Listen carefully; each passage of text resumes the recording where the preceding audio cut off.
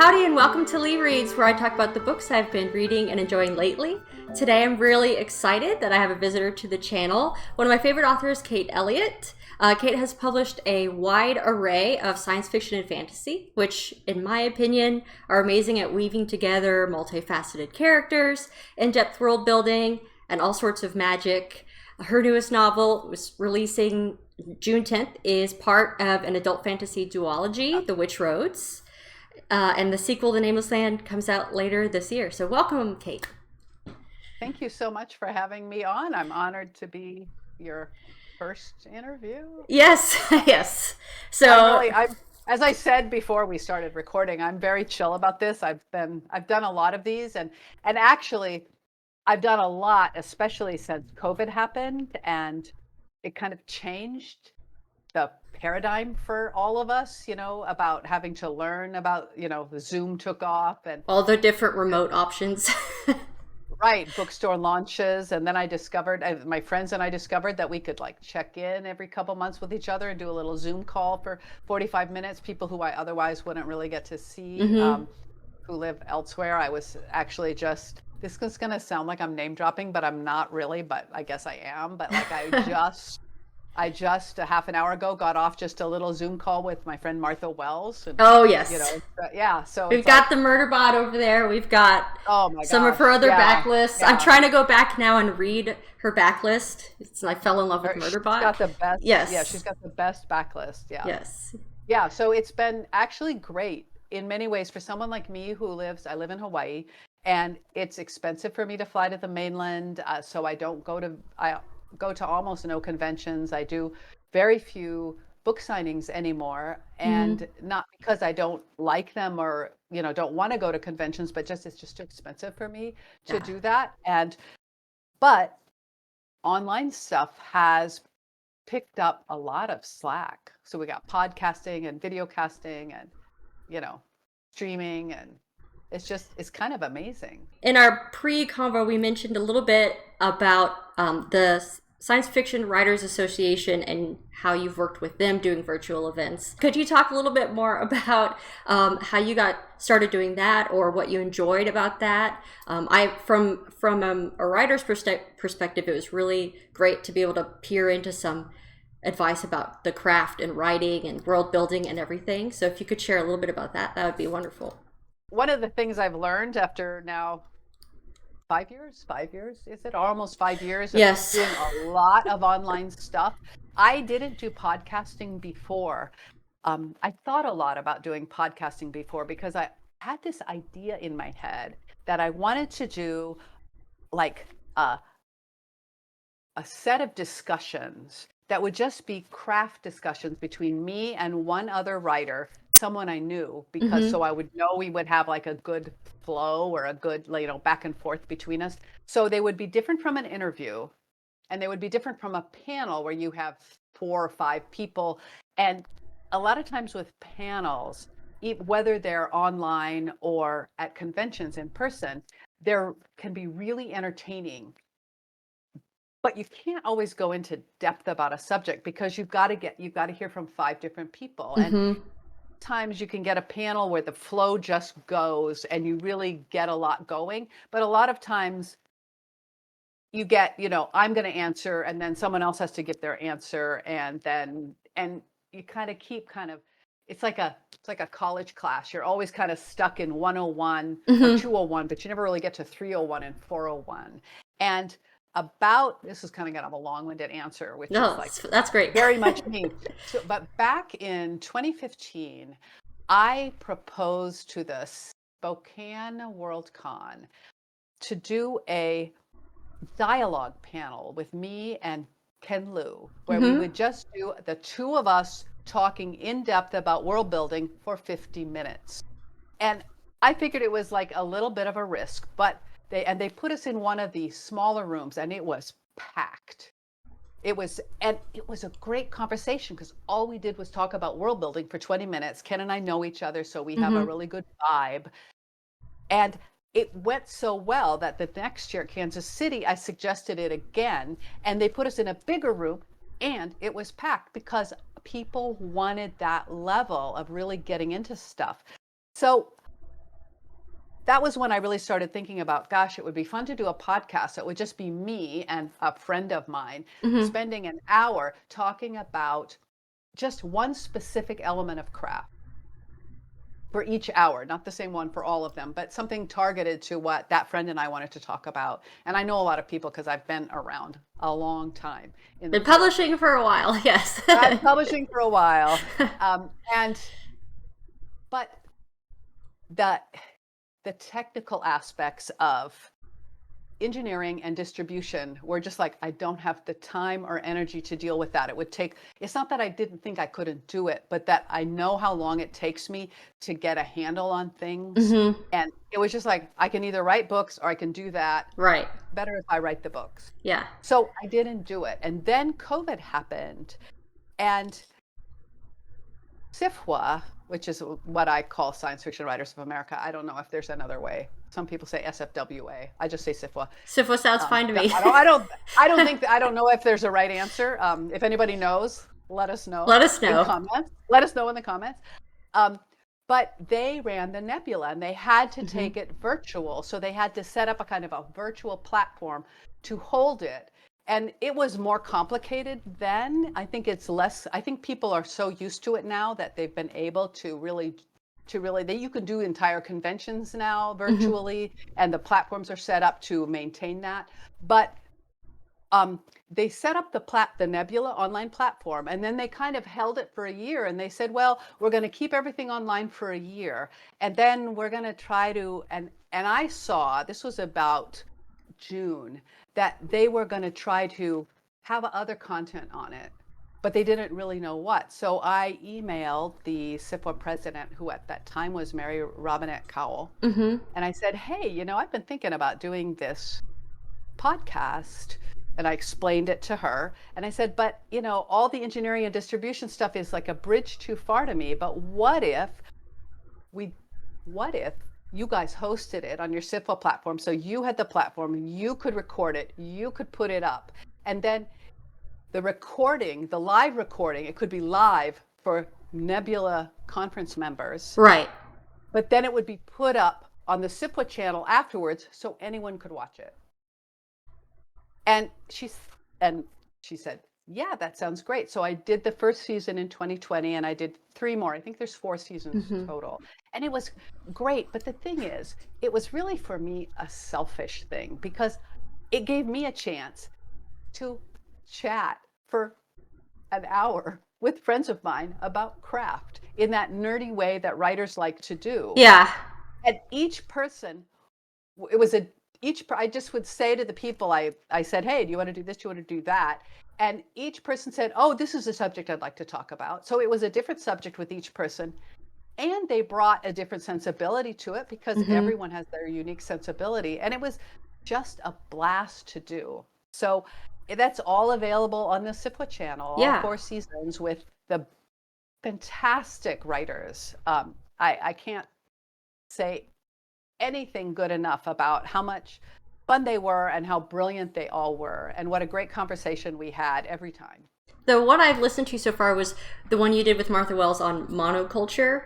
And of course, it really makes me think about world building. For me, I guess I feel like when I go in and revise, I'm just kind of layering up the world building more and more. And you and your books are, the world building is so like intricate and so real feeling that it's so interesting just to listen to writers discuss kind of how they approach it, what they're thinking about, goals, and how different ways people can approach their own works. How much do you have developed, like when you really sit down to draft, like as far as like you've kind of been noodling over an idea, fleshing things out? When do you feel like you're ready to go, or is it a lot more discovering still even as you start drafting?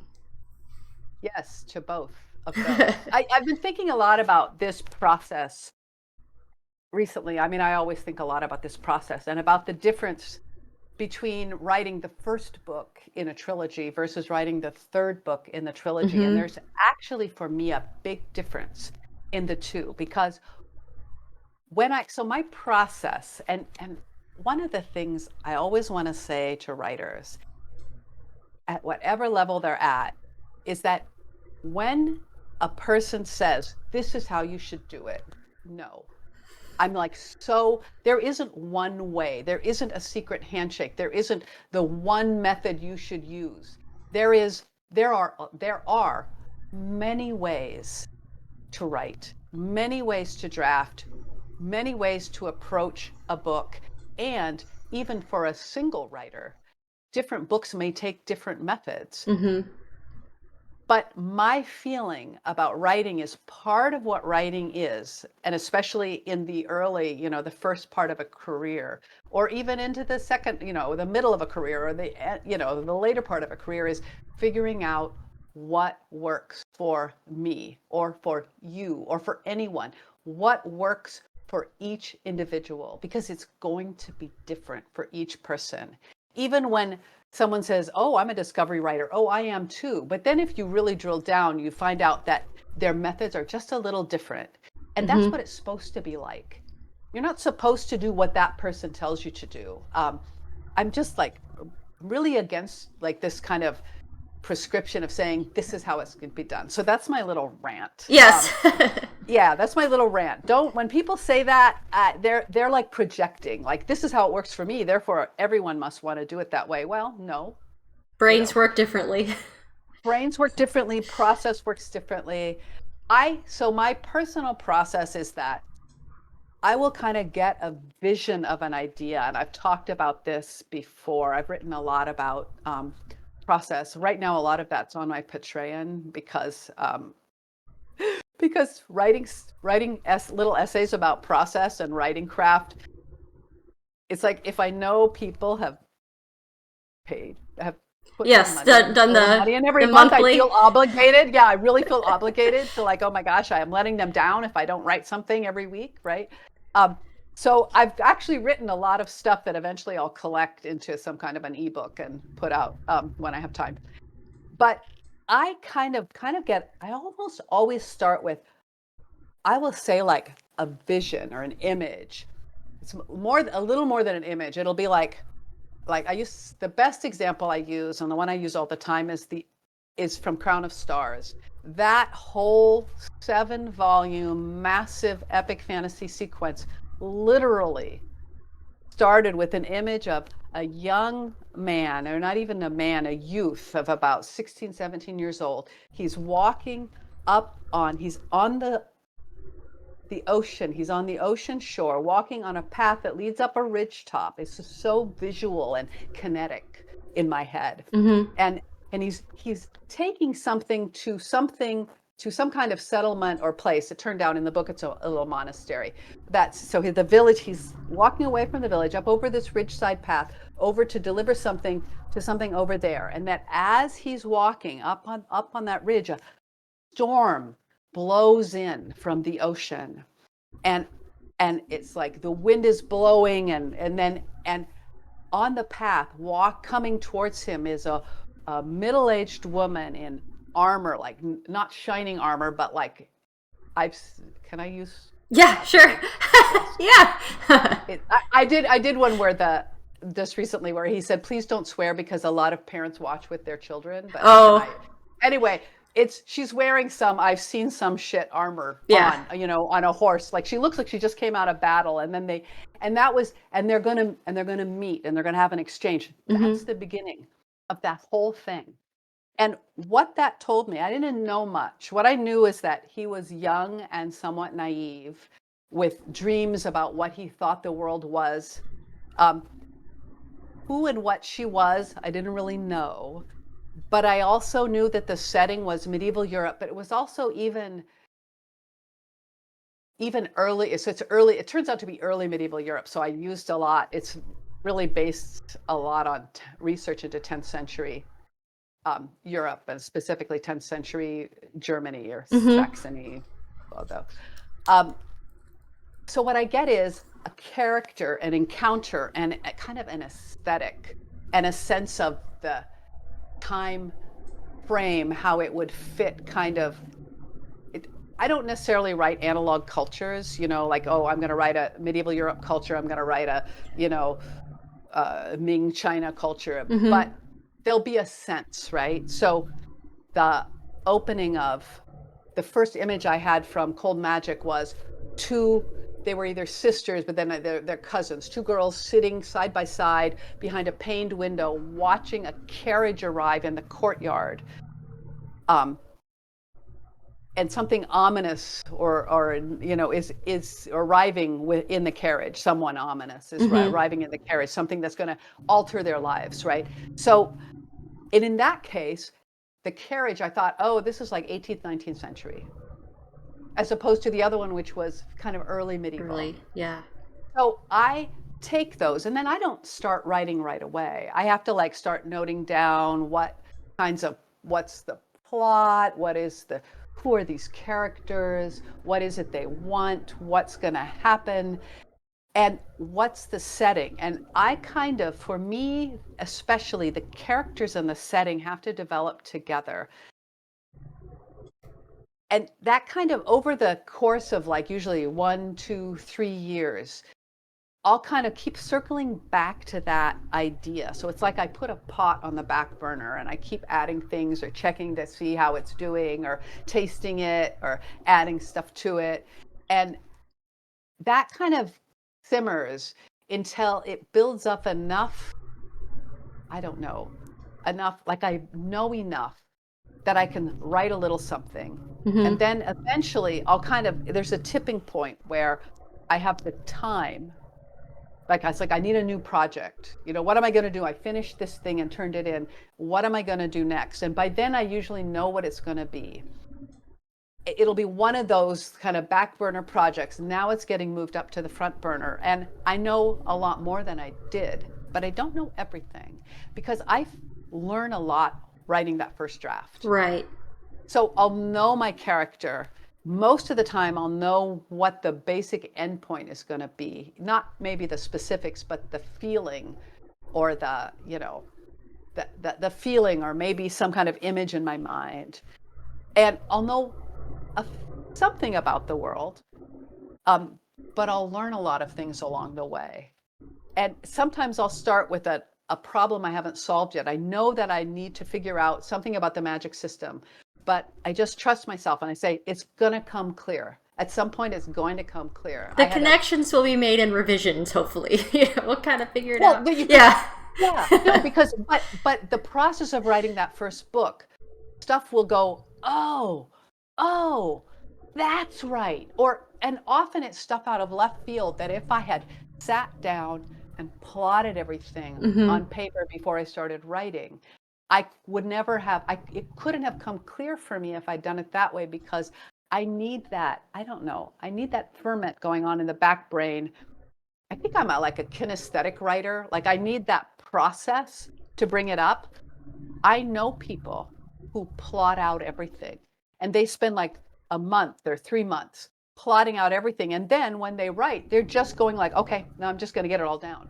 Yeah. I call that the Mozart method, right? One of my critique partners is like that, and I'm just like amazed. It is. Yeah. And it works for them. They know what they're doing when they do it because they can do all that.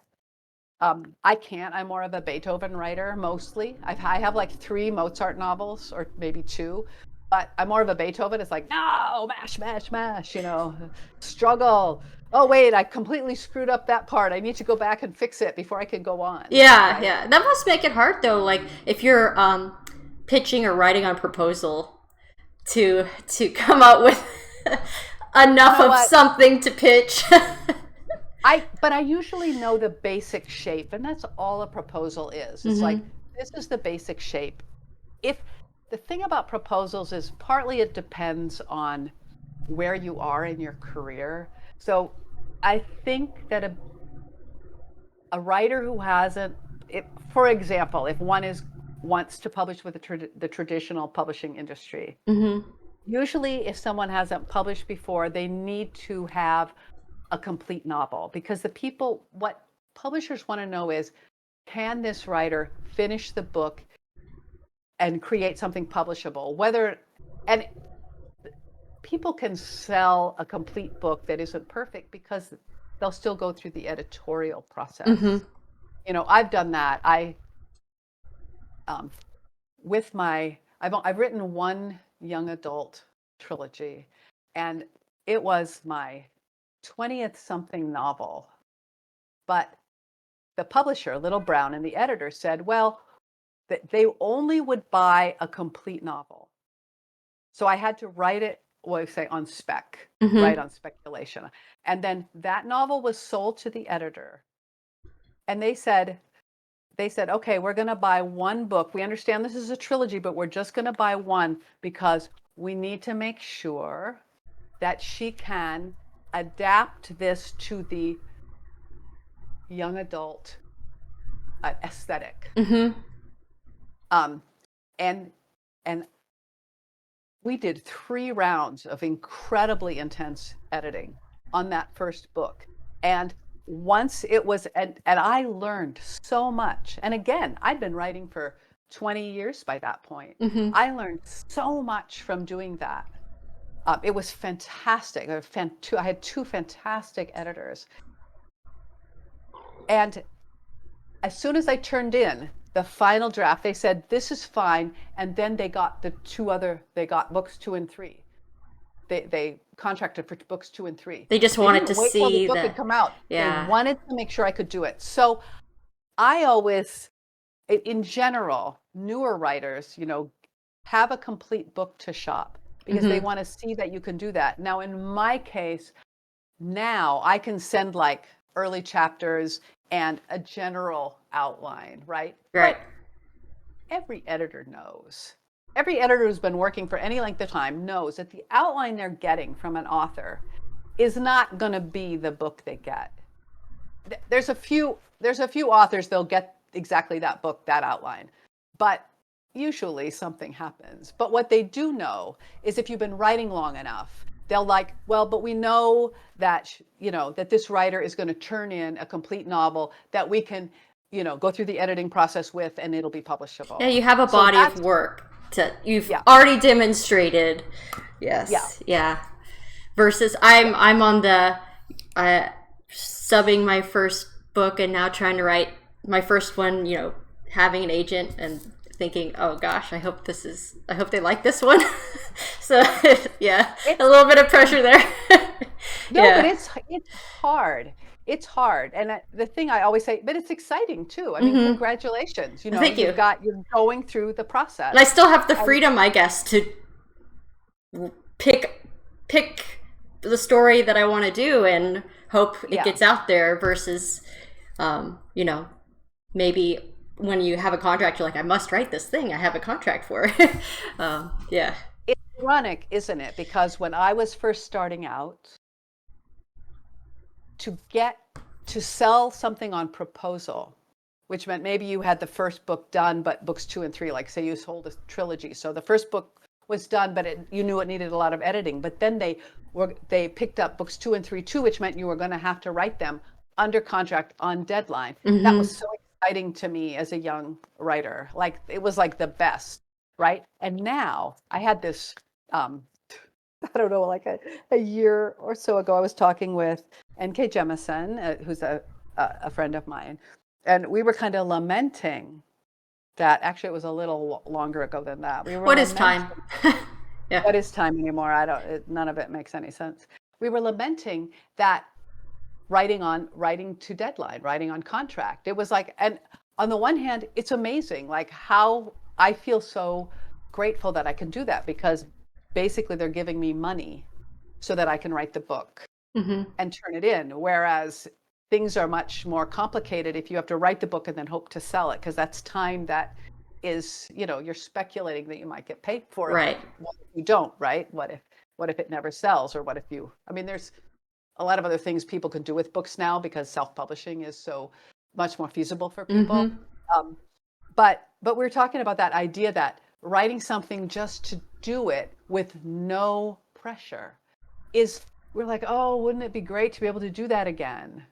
And sometimes people can't afford to do that. Right. Now they have to sell on proposal because they need the money to write the book, so it's like 6 of one, half a dozen of the other. Other people are like, well, I wish someone would pay me to write a book. Right. What are you complaining about?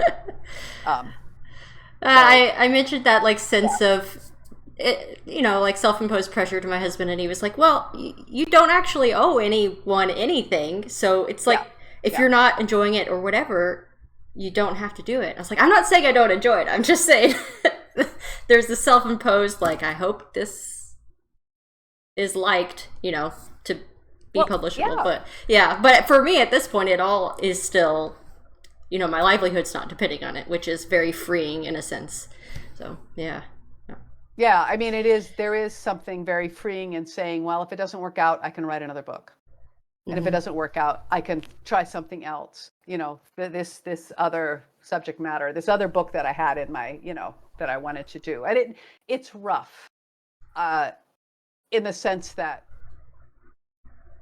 we never know, right? You can send out a couple books and have them be rejected. You can publish a book and have it not sell. So as a field, it's always rough. And Mm-hmm. the thing I think writers need most is just the ability to be stubborn There's so and many kind things of, beyond your control, right? Yeah. yeah, and not to believe a lot of times what happens. It's easy to blame oneself, and there can also be institutions often like to blame individuals. Well, your book didn't sell, that's because you did something wrong. Um, but a lot of times it is out of our control. And one of the things, Guy, this is one of the hardest lessons I've had to learn and that I still struggle with is saying, you know what? I'm just going to write. That's the one thing I have control over is the book. The other stuff, did I not get $100,000 marketing budget like Right. Victoria Schwab, or maybe her marketing budget's bigger via Schwab, well, okay, I didn't. So, Mm-hmm. but that doesn't, all that means is I didn't get it and she did because she's an international bestseller and they're going to put their money into that basket. And she has a book. She has a book called with the greatest title that's coming out next week. Oh Also, gosh. Bury My Bones Yeah, in in the the Midnight Midnight Soil. Soil. Yeah, Isn't that a great it title? is. Um, It is. Fantastic title. But if we, when people focus on what they didn't get and something somehow, maybe it was their fault they didn't get it, there's no point. Most of it is outside of our control. All we can control the writing and Mm-hmm. we can be pleasant people to work with. Right. That's about it. And the third thing I would say is that people can be careful to watch out for scammers and people who take Mm. advantage of, and this is one of the things that this something I really hate, people who take advantage of people's desire to be published and then they take advantage of it and make money off of it. When people take advantage of people's vulnerability, that really makes me angry. Yeah. And there's a whole SFWA, in fact, has a whole thing called Writer Beware. It's a website that I think anybody can go to, Mm-hmm. and that it talks about how to look out, how to be careful about scams, how to figure out what is a scam. Someone saying, "Hey, we'll publish your book. You just need to pay our editors $1,000 Right. to, The go over old like things." That's you shouldn't have to yeah, pay. yeah, Yeah. yeah. But people don't know, and Mm-hmm. that they want it so much. Yeah. So they say, well, okay, that must be how it is because someone's telling them it is. But um, that's that's something that education that's available at sites like Writer Beware can be so helpful to people who don't have contacts, who don't know anyone. It's not easy also to come into the field and you don't know anybody. Mm-hmm. You don't know who to reach. Nobody in your circle of friends. Maybe nobody reads. When I was a kid, not that many people read science fiction and fantasy. I was like that dorky kid who did that, and I didn't know that, I maybe like knew one other person who did that. But then I discovered there was this whole cocktail party of people. I used to describe it as like there's a skyscraper. You become an adult and there's a skyscraper and especially for an introvert, there's like, this is adult life. You go up and you open the door on floor 1 and there's a huge cocktail party of people who are into, cars. And I'm like, Mm-hmm. oh, well, it's not my Like I don't cars need to to be get in to that room. do. Yeah. Yeah, yeah. But when I opened the door into the science fiction fantasy community, and it's going to be different for different people, but I opened the door and I thought, oh, wait, other weird people like me. I Yeah. belong here, you know.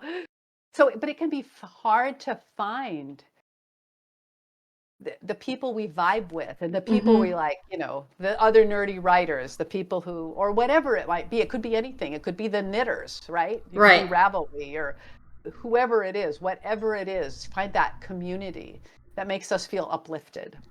That's super important. I've felt that recently. You know, I used to feel like old Twitter was like writer publisher kind of water cooler, and you know, it's Yeah. harder to Yeah. find kind of a social media home nowadays. It feels like it all fragmented. It's like where's a good place to settle again where I can, find these people once more.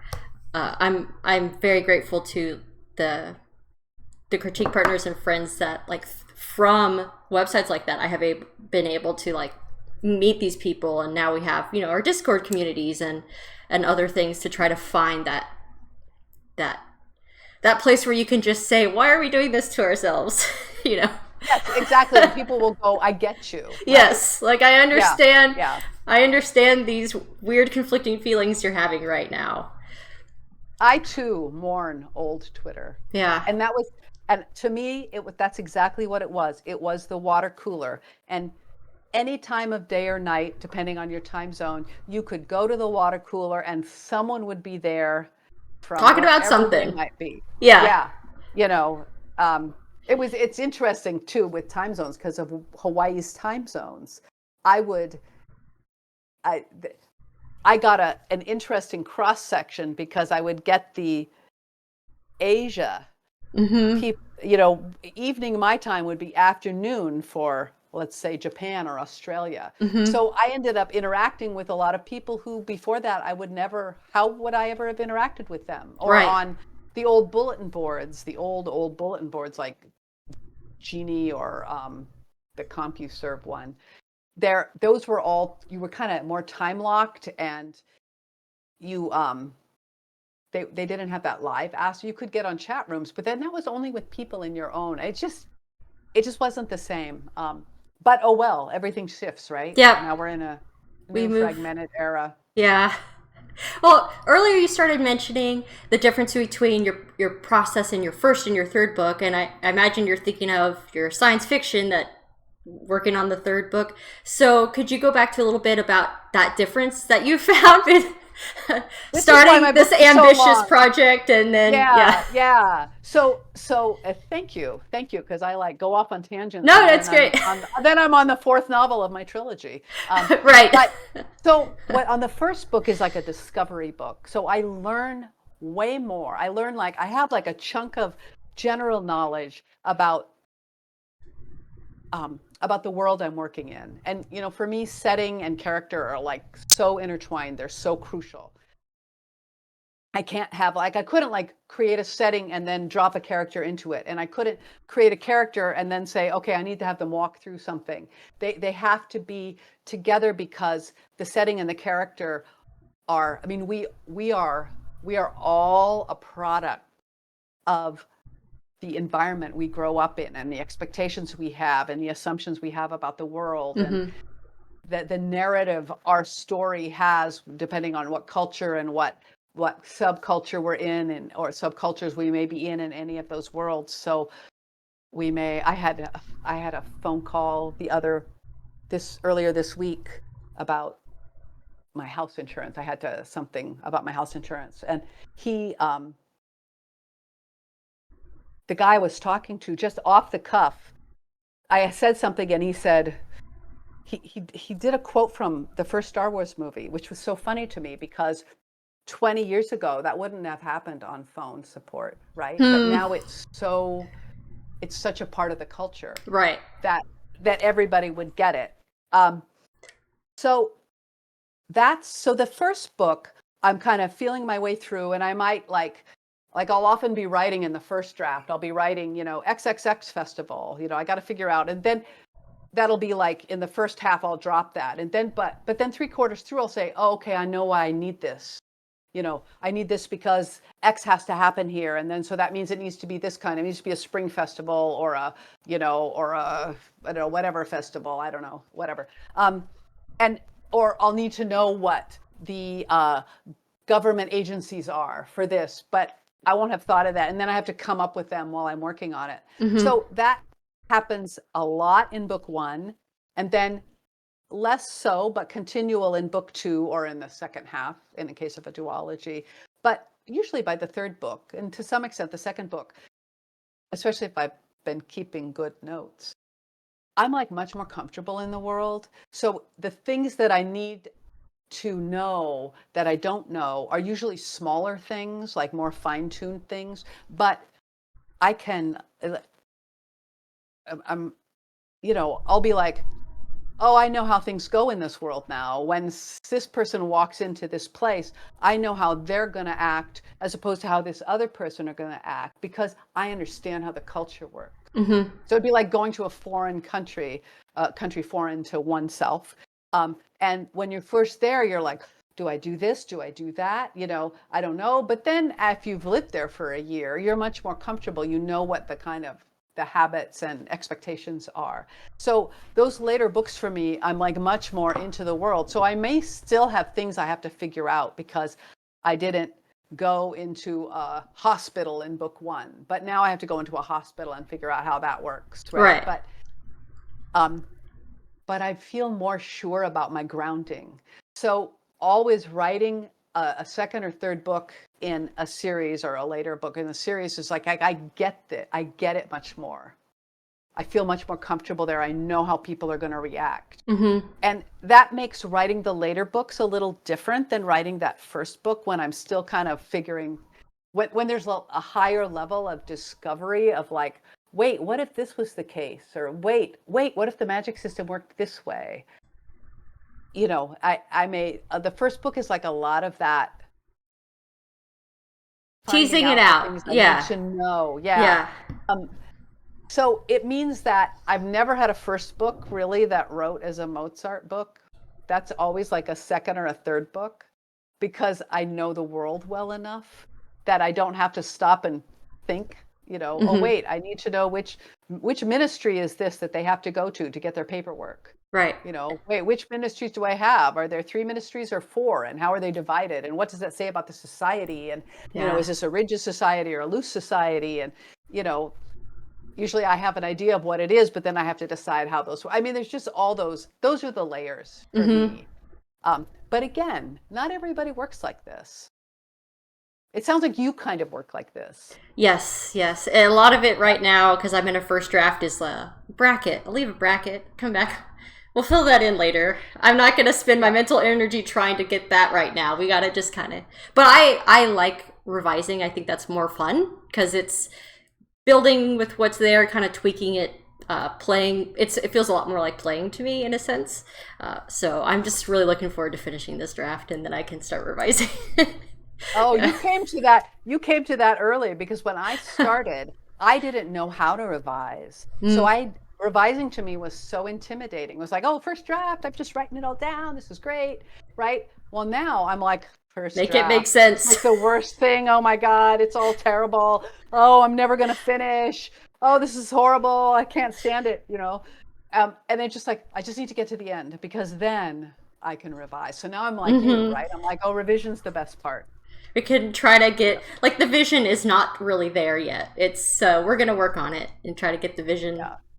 Because I also feel like I start with a nugget of a character flash of something, and a general sense of where we're going. There's a lot to figure out in the meantime. It sounds like we have kind of a similar. It's like I need that architectural framework, but I don't really know what all the decorative elements and whatever. There's just a lot there. I think I recall you, maybe I read it on a newsletter, I can't really remember where, but for the Witch Roads, I think I recall you saying it kind of just like fell into your brain, like it was kind of, maybe that's a too simplistic way to say it, but like it felt more fully formed. It wasn't that, it was so the Witch Roads, oh my God, I'm gonna be, because that book is coming out on June 10th. Yeah, Tuesday. I'm going to probably be retelling this story a lot. So I hope anybody who's like listening to a lot of my, hopefully like everyone has a discrete audience, like I I'm have sure. my audience, I have my audience, so that the people are going to hear this 500 times. But in, uh, but to do the kind of short version, in the spring of 2022, so hold on, let's step back one more.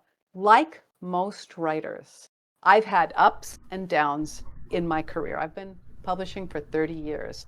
I've had good things that happened to me, and I've had really rough things that happened to me. Most writers I know have ups and downs. I don't know many who've had a pretty smooth ride, whatever it may be. I've had some pretty severe setbacks, but it's like toughed it out, kept going. There are a few people who stopped writing because what happened to them was so upsetting to them they couldn't, get around it, or maybe they stopped writing for 10 years and come back, or whatever. But that's why I say that the main quality a writer needs is just to be stubborn. Persistence. Be persistence, yeah, and to say, well, this didn't work out, I'm going to try something else. Something in my personal life meant I couldn't write for a year. That's all right. I'm going to come back to it. I'm going to circle back. But I had always kept writing, and in spring 2022, something happened that I'm related to writing, and directly related to writing and publishing, that I'm not going to go into detail or even describe at all. And it's for the first time, I literally, like for a month, I thought, what is the point? I was so discouraged. I was just like, what is the point of even doing this anymore? Maybe it's just time to quit. I had never thought that before. It was always like, well, I'm going to pick up and keep going, or this sucked, but I can keep going. And it was scary. I can't say it any other way. It was like existentially terrifying to look in and think, it's just, what if it's gone? It's gone. I don't even, to think there's no future in this for me. I mean, my entire adult life, and I started writing as a child. So it's just like writing and making up stories and worlds is like, so it's like in my bone marrow. And so that went on for about a month, and I had a third book on contract that I needed to start, but every time I looked at it, I would flinch. And you can't write something if when you look at it, you flinch. And it was also that then I would go into the headspace of, what's the point? There's no point. So I always have, I'm sure you do too, all those little back burner things and those pieces of paper and folders that have little other ideas, right? Oh, this idea here and that idea. And I always have stuff that I've been poking at. Something I have 10,000 words written on, something I have 3,000 words written on, a bunch of notes that kind of don't make sense. Something that I worked on and wrote 20,000 words and then decided that it wasn't going to go anywhere. So I've set it aside. So I found one that I had been through like 3 shifts of, who is it about? What's the world like? And for whatever reason, I thought, you know what? I'm just gonna. I don't flinch when I look at this. I'm just gonna write a chapter about this deputy courier and it's set in. I'm gonna kind of wholesale borrow these elements from this previous thing I was working on, but I'm going to dump these other elements from it that I don't want to do. And I just started writing it. So I wrote a chapter, literally the first chapter. And then I thought, well, that was okay. I'll just do some more and then part of my head is going like, no, you need to go work on that thing under contract. But I knew that I wouldn't write it. So I had a choice between writing nothing or writing something I wasn't supposed to be writing, right? Because it wasn't under contract and I had that other thing and so it was whatever.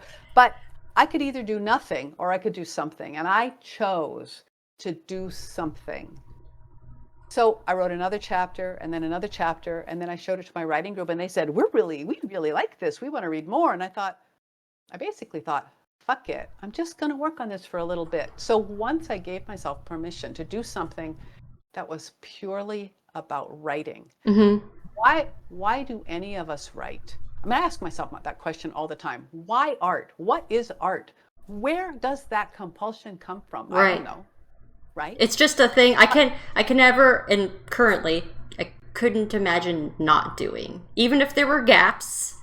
But it's like this is a thing that I do because it makes me happy. And it's so, I don't know. I mean, I kind of feel like I believe all humans have a creative impulse. There's many different ways to express it, but we also live in a society that doesn't always nurture it, or that tells people that there's only specific ways. If you're not doing this, this is art, but if you're doing that, that's not art. Mm-hmm. It's like the old thing about quilting wasn't art. Well, of course, quilting is art. But if women did it, it was craft or something they did. But, and then the first quilt exhibit I ever saw at a museum, it was some guy who had decided to do quilting and something. So that was art somehow, but not all not all the little ladies doing these phenomenally brilliant designs and stuff, right? Generations, yeah. Right? Whatever. But, but for me, I said to myself, where's the seed? Where's the heart spring of it? And I said, I'm going to go back there, and maybe this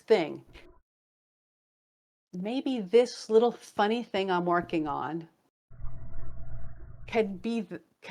it's linking me back there. And once I gave myself permission just to do the thing that compelled me to, from the beginning, which I can't tell you what it is. I don't think we can know what it is. And once I gave myself permission, that's when I say this, it's the same thing I'm going to say every time. It was like a grand piano dropped out of the sky into my head. And it wasn't that I had it planned out. It's just like I kept going, and it kept going like, oh, this will be next. This will be next. And I wrote 240,000 words, which is a lot. An average novel tends to be about 80 to 110,000 words, right? In like 5 or 6 months, it just poured out of me. And if you had, on that first day back in like May 1st, 2022, if you told me, can you tell us what's going to happen in this book? I would have go, I don't know. I know she's going to go to this abandoned tower, these spires, and that something's going to happen to her there. That was all. But at no point did I ever like say, oh, I don't know what's going. It was always like, oh, this is going to have to happen next now. I can't. It was like a gift. And I think it's because I just gave myself permission to say, I'm going to honor what in me wants to make art. I'm going to honor the creative path. And this is what it gave me. Mm-hmm. And then once I was done with it, then I cleaned it up a little bit, and then we were able to sell it. And the editor said, I want to buy this, but it needs to be a duology, which was fine because actually there was stuff I needed to add to the second. There was a clear place to cut it, and it was like 2/3, 1/3, but I had left a lot of stuff out in that last third of the plot because it was so long already. I got to add all those scenes back in. I mean, I didn't add them back in. I got to put them in, and then it turned out to be a perfect duology. But it allowed me to go back to the book. Remember that book, that third book that I was flinching at all the time? I was like, okay, I can do this now. So I've now got half of that book written, and I have another book that I can't talk about yet. I'm like 3/4 done with. So it's like it restored me. And that's how I always think of whatever else about the Witch Roads. It's like nothing else about it. Whatever else about the Witch Roads duology, it's like it restored my faith in the idea that I could be a writer, and that writing matters. It doesn't, whatever the outcome, our art matters. Well, thank you for sharing that. That's like emotional. But I do also, there's that thread without getting into the story too much, about finding joy in everyday things. And so I can kind of see that come. You can see, through. right? It comes out in it. And I didn't intend that. Yes. I didn't go in saying, I'm going to write something about how people can find joy, and someone can, from the most difficult circumstances, living a very ordinary life. I mean, that was one of the things I actually wanted to do, was I wanted to follow a character in this fantasy story who was an ordinary person living an ordinary life among ordinary people who so much of our literature says they're not important, they're trivial, that what they do doesn't matter in the world. Someone else would have followed the prince on a mission. Right. Yeah. So, it would have been, and but I specifically wanted to show that ordinary life is also heroic. Ordinary life is also filled with beauty. Ordinary life also matters. And in fact, none of that other stuff can happen without the day-to-day stuff that people living in ordinary life, working quote unquote ordinary jobs, do. All of it is on that foundation. And I specifically wanted to write that. But it is funny that this matter of finding joy and seeing the world as a beautiful place, that kind of, I didn't plan that, but it just emerged. And one of the things I love most about writing is when stuff, and I wonder if you've had this experience, that you start writing a book and you think it's about one thing and it remains about that thing, but then it turns out to be about something else that you never planned it to be. And that is so glorious. Well, that's how you know it's art. I mean, I guess it's this expression, and also the reader will kind of put their own interpretations on things as well. Another author I really enjoy, Susanna Kearsley, always says that it's like writing the story is they're great. They're hard to define, I feel, genre wise, but I've heard her say, I'm only doing one half of it, writing the book, and it's not really complete until the reader reads it because of what they bring to the table. So thank you for sharing that. Well, now we get to read the Witch Roads, which was this restorative moment for you, and now selfishly we get to read it. But yeah. Ken Liu also says something, as Susanna Kearsley, whose books I've read most of her books. I love her work. Ken Liu says something similar, is that, the reader, there's the book we write, and then there's the book the reader reads. And they aren't really the same book, but there's also a dialogue between the two going on. He says it a lot better because he's a very smart, intellectual, philosophical guy. And it is interesting. So, because, once it leaves my hands, I can't control. Again, we talk about control. I can't control how people read the book. And I don't have, and I shouldn't have control. I mean, none of us have control how people adjust, and they may not like it. Well, oh well. Right? They may love it. That's great. Obviously, that's what we're hoping for. Right. But they may see things in it we don't, or they may not see things in it we felt we put in. But it's out of our hands. To anyone watching, you should definitely check out The Witch Roads, which comes out now in just a couple of days. And I think it's a great taste of Kate Elliott's style of book if you have not read from her before. So. Yeah, it's like very two contained pieces, and they're both coming out this year. I'm really happy about that. I'm happy that they brought them out June, November. And it sounds like some kind of weird, like, rich man marrying a young trophy wife. But anyway, June, November. But I'm really glad they were able to come out that close together, because a lot of times I feel like there's an emotional, one of the emotional plot lines has a kind of a resolution at the end of the first book, but there's clearly more coming. So it's not like a literal cliffhanger, but there is. And so it's nice that people don't have to wait very long. Yes. I get that can be frustrating. I definitely have questions, but I agree. It also felt like there was closure. Yeah, there's some closure, and also many questions. Yes. So I'm glad that it's coming out close together. For our conversation, I'll stop it there for time. But again, I really appreciate you coming to the channel, and to all my viewers, thank you so much for watching. I hope you enjoyed this video and as always, don't forget to support your local library. Thanks. Bye.